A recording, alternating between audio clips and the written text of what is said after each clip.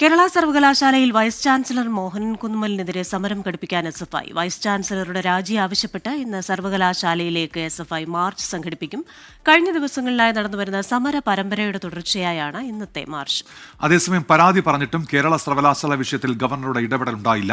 Digital സാങ്കേതിക സർവകലാശാലകളുടെ വിധി തിരിച്ചടിയായ സാഹചര്യത്തിൽ ഉടൻ ഇടപെടൽ ഉണ്ടാകില്ല എന്നാണ് വിലയിരുത്തൽ. MG പ്രതീഷ് തുടരുന്നുണ്ട്. പ്രതീഷ്, ഈ കേരള സർവകലാശാലയിലെ നിലവിലെ സാഹചര്യം എന്താണ് പ്രതീഷ്?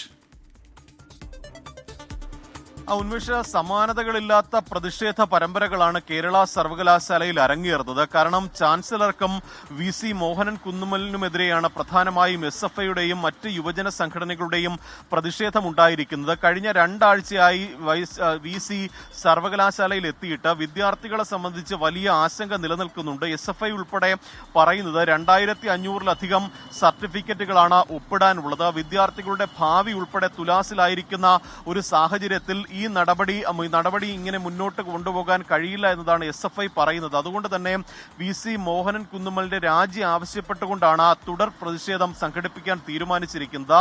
ഇന്നും സർവകലാശാലയിൽ SFIയുടെ പ്രതിഷേധം നടക്കുന്നുണ്ട്. നിലവിൽ ആരോഗ്യ സർവകലാശാല VC ആയിട്ടുള്ള മോഹനൻ കുന്നുമ്മൽ കേരള സർവകലാശാലയിലെ അധിക VC ചുമതലയാണ് വഹിക്കുന്നത്. അതുകൊണ്ട് തന്നെ അദ്ദേഹത്തെ അവിടെ നിന്ന് പുറത്താക്കണമെന്നൊരു ആവശ്യമാണ് പ്രധാനമായും SFI ഉന്നയിക്കുന്നത്. ഒപ്പം ചാൻസലർ കൂടിയായ ഗവർണർ സ്വീകരിക്കുന്ന നടപടികൾക്കെതിരെയും വലിയ പ്രതിഷേധം ഇന്നും വരും ദിവസങ്ങളിലും ഉണ്ടാകും. ഉന്മേഷം, MG പ്രതീഷാണ് വിവരങ്ങൾ നൽകിയത്.